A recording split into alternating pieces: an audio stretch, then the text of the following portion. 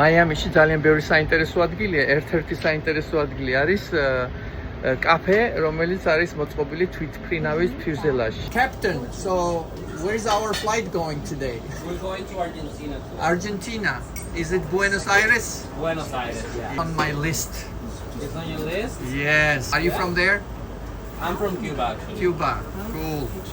აი ასეთი თვითმფრინავის სალონია.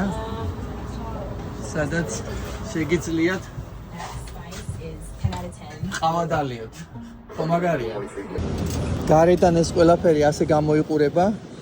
აი ასეთი კარიბჭე ასე ვთქვათ, სადაც თითქოს უნდა შეხვიდეთ და კონტროლი გაიაროთ.